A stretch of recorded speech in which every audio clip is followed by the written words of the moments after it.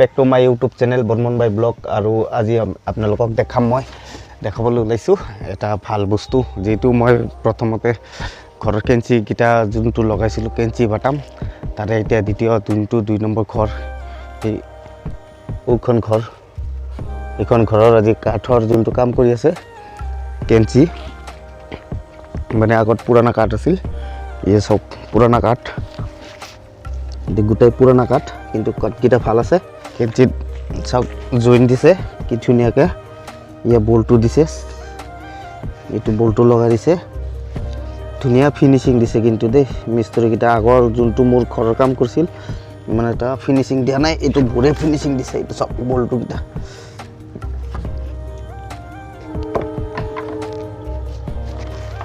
আৰু এইটো হ'ল পুৰণা কাঠ, পুৰণা হ'লেও বহুত ভাল আছে কাঠকেইটা,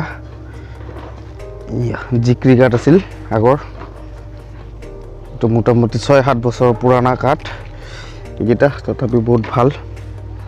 এই চব এইখন ঘৰত লগোৱা হ'ব। আৰু আগৰ ঘৰতো হৈছে সেইখন, এইটো 5 কেপিমান অনা হ'ল, মানে আগৰ ঘৰখন সৰু আছিল তাৰ কাৰণে 5 কেপি কাঠ অনা হ'ল।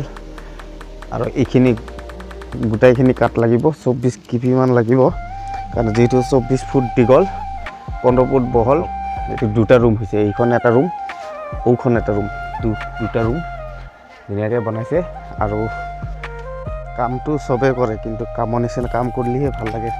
কাৰণ মই এইখন ঘৰত যোনটো কাম ঠিকা দিছিলোঁ, মানে একদম সোনকালে কাম কৰিছে, কামটো ইমান এটা ভাল হোৱা নাই, কিন্তু এইখন ঘৰৰো কাম ঠিকা দিয়া হ'ল, কাঠ লগোৱাটো ঠিকা দিয়া হ'ল গোটেইখিনি।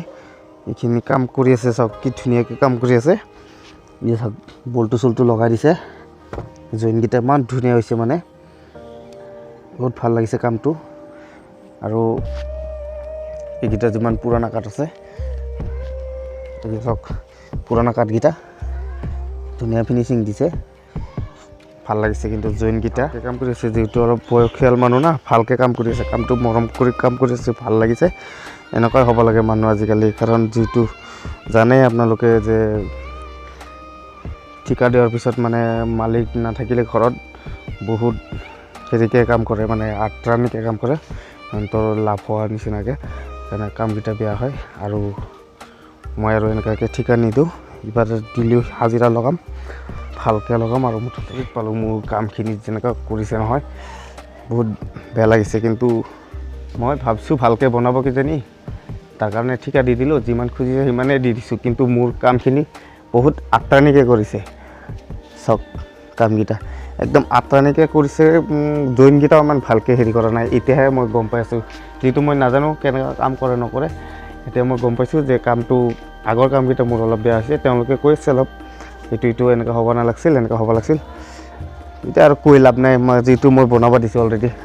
এইখন ঘৰৰ কিন্তু কামটো ভাল হ'ব মোৰ সম্ভৱ। আৰু এনেকৈ আত্ৰানি কাম কৰিলে বহুত বেয়া হয়।